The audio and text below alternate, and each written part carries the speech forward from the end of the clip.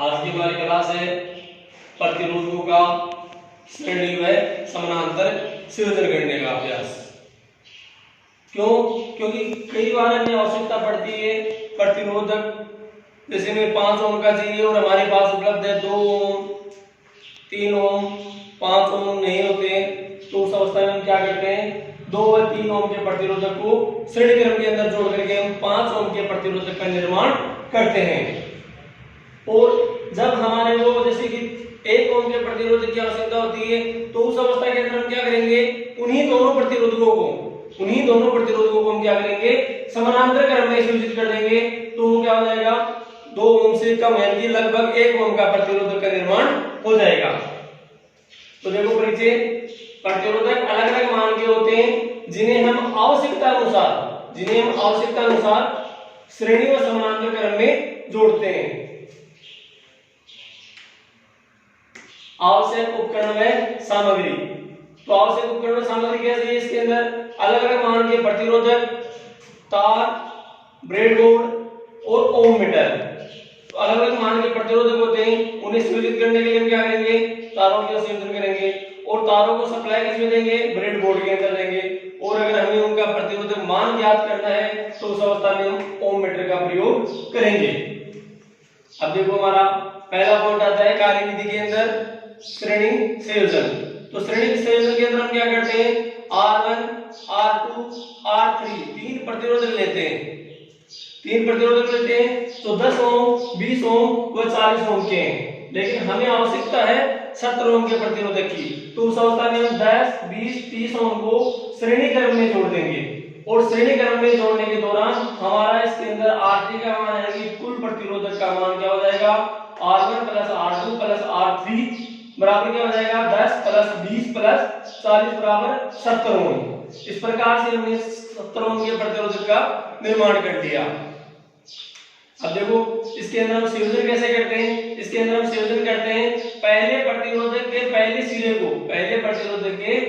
सिरे को सप्लाई से जोड़ते हैं तथा पहले प्रतिरोधक के दूसरे सिरे के प्रथम सिरे से जोड़ते हैं। वह दूसरे प्रतिरोधक के दूसरे सिरे को तीसरे प्रतिरोधक के प्रथम सिरे से व तीसरे प्रतिरोधक के दूसरे सिरे को सप्लाई से जोड़ते हैं। ये आपका इसका संयोजन हो गया। जो आप अगर नहीं समझ पा रहे हो तो नीचे दे दिया लिख दिया बिल्कुल। इसमें पहले प्रतिरोधक के पहले सिरे को सप्लाई से व दूसरे प्रतिरोधक के पहले सिरे को पहले के दूसरे सिरे से संयोजित करते हैं। अब देखो आपका समानांतर संयोजन का प्रयोग क्यों करेंगे, जैसे कि हमारे पास नियत मान का उपलब्ध नहीं होगा तो उस अवस्था के अंदर हम क्या करेंगे, 10 ओम, 20 ओम व 40 ओम के प्रतिरोधक का मतलब संयोजन करेंगे और हमें 5 ओम का प्रतिरोधक चाहिए तो 5 ओम के प्रतिरोधक का निर्माण करेंगे। तो हमने क्या किया, इन्हीं प्रतिरोधकों को श्रेणी क्रम के अंदर जोड़ा तो हमारा प्रतिरोधक का मान 70 ओम आ गया। लेकिन हम 10 व 20 व 40 ओम के प्रतिरोधक को समानांतर क्रम में जोड़ते हैं तो इस अवस्था के अंदर हमारा प्रतिरोधक का मान कितना मिलेगा, हमें 6 ओम के लगभग मिलेगा। देखो इसमें क्या कर रहे हैं, इसका सूत्र होता है आपका 1/RT बराबर 1/R1 plus 1/R2 plus 1/R3। जब इनका प्रतिरोधक मान निकालेंगे तो हमें क्या होगा, 7/40 ओम मिलेगा और 7/40 ओम क्या है, 1/RT के बराबर है। लेकिन हम RT का मान ज्ञात करते हैं तो हमारी जो संख्या होती है वो बिल्कुल बदल जाती है, नीचे वाली ऊपर चली जाती है, ऊपर वाली नीचे चली जाती है। और इसी प्रकार से हमारा जब हम 7 का भाग देते हैं 40 के अंदर तो 5.71 ओम के लगभग इसका प्रतिरोधक मान आ गया। इसमें क्या होता है, उसके अंदर तो सभी को एक दूसरे के श्रेणी क्रम में जोड़ देते, लेकिन इसमें क्या होता है, सभी प्रतिरोधकों के प्रथम सिरे को फेज से व द्वितीय सिरे को न्यूट्रल से संयोजित करते हैं। यह आपका श्रेणी व समानांतर संयोजन का विधि। 3 प्रतिरोधक के रूप में हमने 3 लैंप होल्डर प्रयोग किए हैं। तीनों लैंप होल्डरों के अंदर जो पहला लैंप है इसका प्रथम सिरे को सप्लाई के अंदर ले लेंगे, इसका द्वितीय सिरा है वो दूसरे के प्रथम से इसको संयोजित कर देंगे। ठीक है, इसी प्रकार से हम दूसरे के द्वितीय को तीसरे के प्रथम से संयोजित कर देंगे।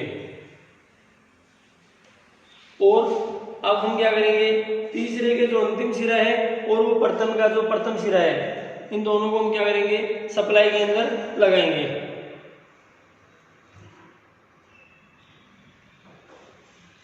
ये आपका श्रेणी क्रम संयोजन हो गया। अब इनके अंदर क्या होगा, जितना ज्यादा आप लोड, जितने ज्यादा प्रतिरोधक जोड़ेंगे उतने ही कम जलेंगे। जैसे कि आप क्या करोगे, इनको सीधा कर दो, एक को उठाते हो तो एक को उठाने के दौरान क्या होता है, तेज जलेंगे लैंप। यानी कि इस लैंप का हमने कनेक्शन हटा दिया, हटाते क्या हुआ, ये लैंप तेज हो गया। जैसे हम इसका वापस कनेक्शन कर रहे हैं,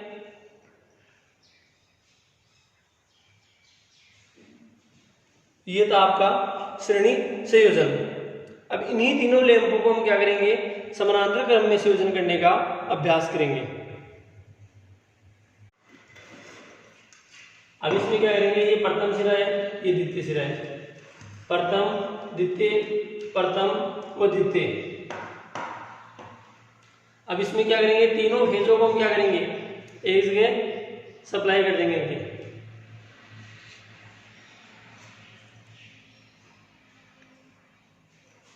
और इधर जो न्यूट्रल है उन तीनों को हम एक जगह कर देंगे।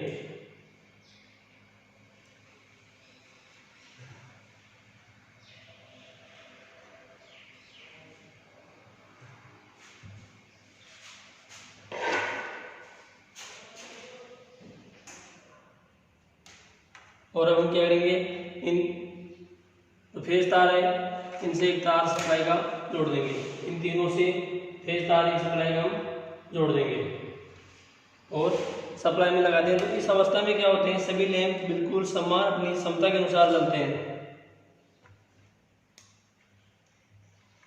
यह आपका समानांतर संयोजन हो गया।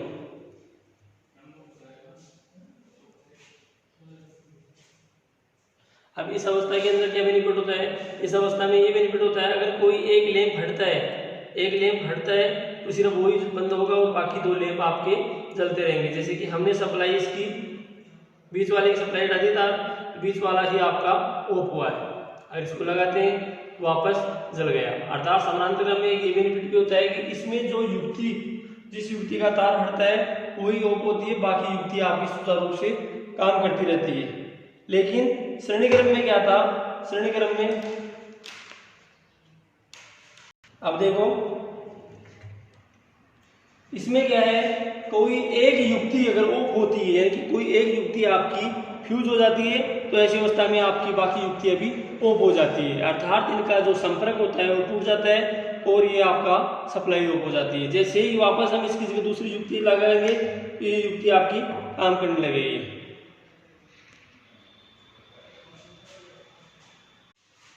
तो पहला प्रतिरोधक है, इसका पहला सिरा हम सप्लाई के लिए रख देते हैं, इसका जो दूसरा सिरा है उसको हम दूसरे के प्रथम सिरे से जोड़ते हैं,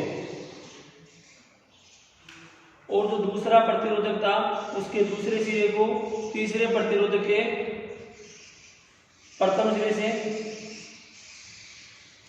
व तीसरे के अंतिम सिरे को हम क्या करेंगे, सप्लाई से।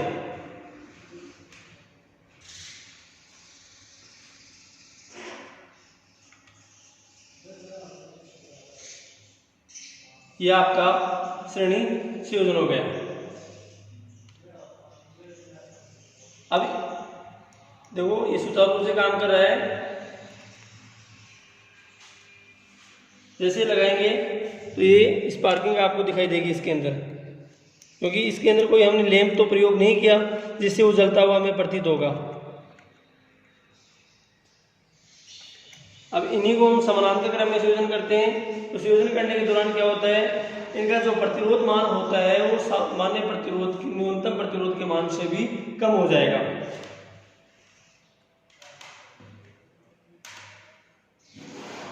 इसमें क्या किया, पहला प्रतिरोध प्रथम सिरा, दूसरे प्रतिरोध का प्रथम सिरा, तीसरे प्रतिरोध का प्रथम सिरा, यानी कि तीनों को हम क्या करेंगे, तीनों को एक जगह मिलाएंगे।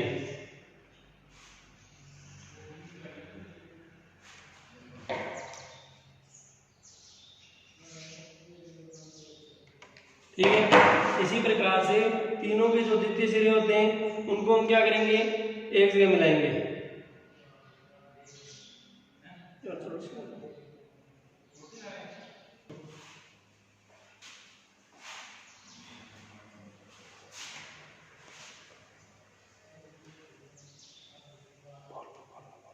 इन तीनों को फेस सप्लाई से जोड़ दिया और ये न्यूट्रल। अब हम इसको बोर्ड में लगाते हैं।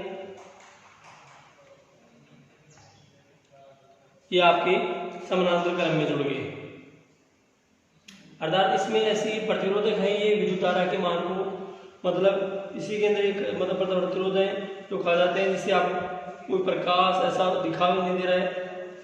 तो इससे बढ़िया बेटर विधि है आपकी जो लैब विधि है, उसका प्रयोग करके आप इसको अच्छी तरह से समझ सकते हो। आज आपका श्रेणी व समानांतर क्रम का संयोजन पूरा हुआ, और इससे संबंधित कोई क्वेश्चन हो तो वो मेरे से आप पुटअप कर सकते हो।